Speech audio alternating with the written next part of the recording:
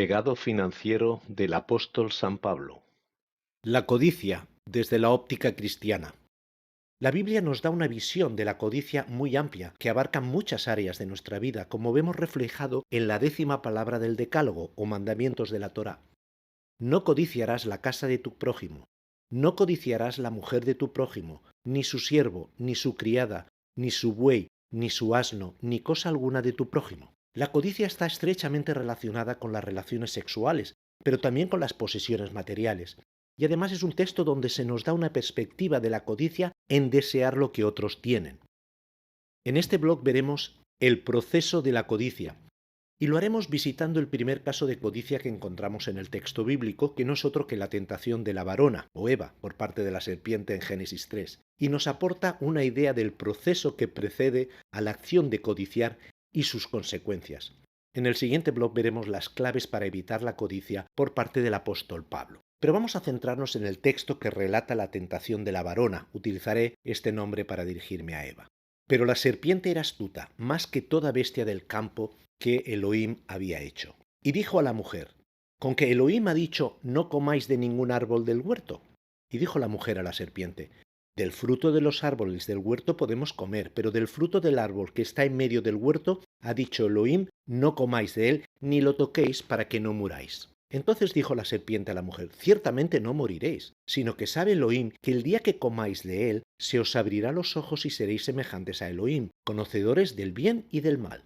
Así vio la mujer que el árbol era bueno para comer, y que era agradable a los ojos, y que era el árbol deseado, o en el original, el árbol codiciado, para alcanzar conocimiento.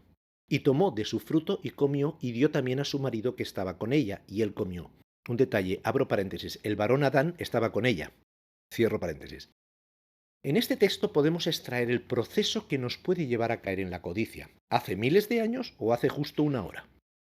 Tentación, el origen de la codicia. Engaño y astucia, distorsión de la realidad. Tentación, el origen de la codicia. La serpiente tienta y fue la que induce a la varona a codiciar el fruto de un árbol. Juan en el libro de Apocalipsis nos desvela quién era esta serpiente, aquella serpiente antigua que se llama Diablo y Satanás.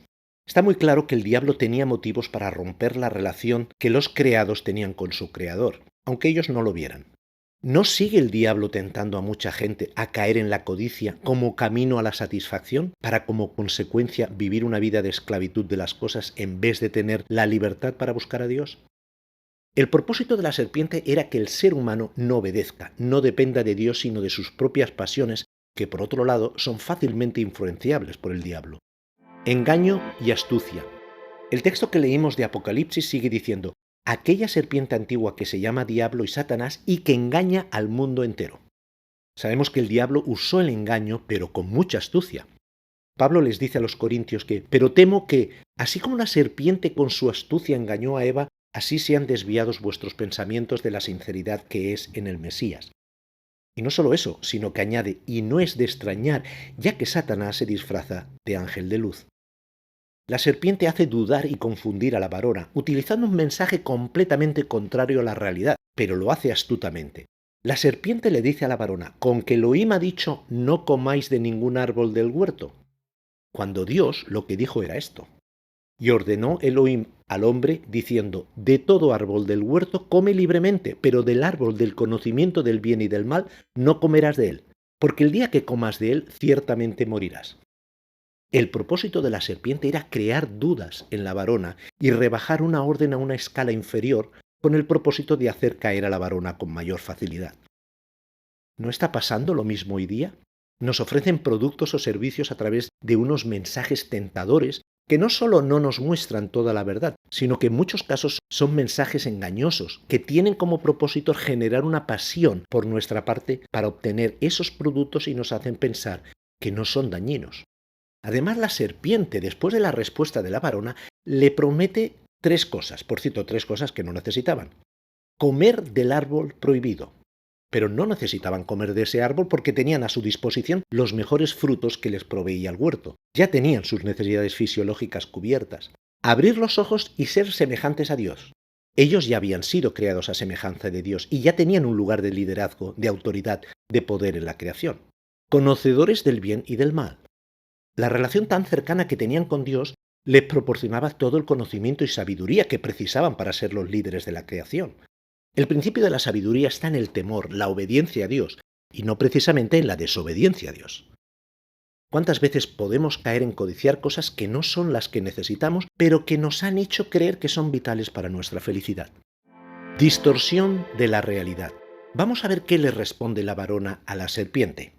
Y dijo la mujer a la serpiente: del fruto de los árboles del huerto podemos comer, pero del fruto del árbol que está en medio del huerto ha dicho Elohim: no comáis de él ni lo toquéis para que no muráis. Según Jonathan Mira, experto en el estudio de la Biblia en hebreo en su blog La Tentación, que podéis encontrar en su canal de YouTube, Bienvenido al Origen, nos apunta algunas distorsiones de la realidad por parte de la varona a raíz de la tentación, por lo que podemos apreciar de su contestación. Vamos a analizar algunos detalles de su contestación a la serpiente. Primer detalle.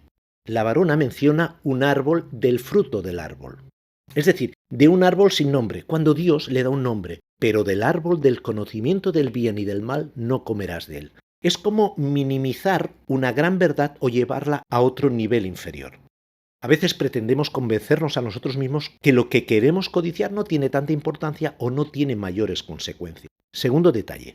La varona menciona, pero del fruto del árbol que está en medio del huerto. Pero Dios no dice exactamente eso, sino que cuando plantó el huerto dice: Elohim hizo brotar de la tierra todo árbol agradable a la vista y bueno para la comida.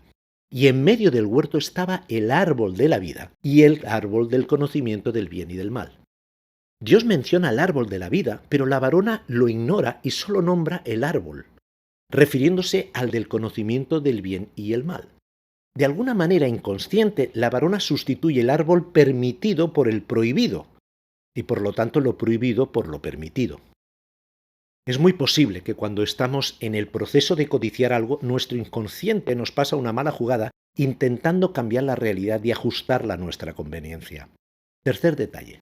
La varona menciona que Dios dijo: no comáis de él ni lo toquéis, cuando Dios no menciona que no deben tocarlo para morir.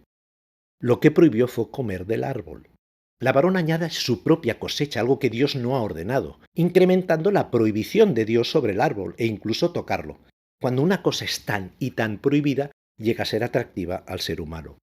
Como cristianos podemos caer en el error de añadir conceptos, enseñanzas o interpretaciones bíblicas que apoyen nuestra codicia o relajen nuestra conciencia y que no estén alineadas a la voluntad de Dios. Si esto pasa, es porque aún nos falta recorrido para conocer más a Dios y a su palabra.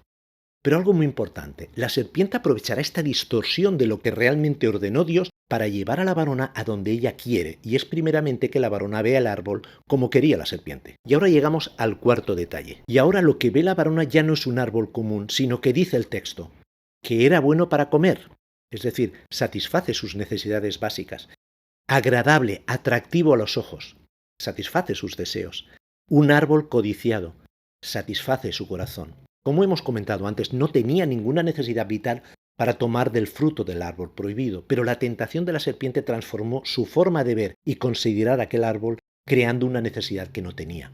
¿No es cierto que cuando somos tentados por la propia sociedad de la apariencia, del consumismo, de conseguir ganancias rápidas y fáciles, transformamos deseos en necesidades y eso nos lleva a la codicia? ¿Lo que antes era superfluo ahora se ha convertido en una necesidad vital? ¿Lo que antes no era agradable a nuestros ojos se ha convertido en nuestra inspiración y motivo de existencia? Y eso definitivamente nos lleva a la esclavitud. Siguiente bloque concluye este tema de la codicia. Veremos las claves de Pablo para evitar caer en ella.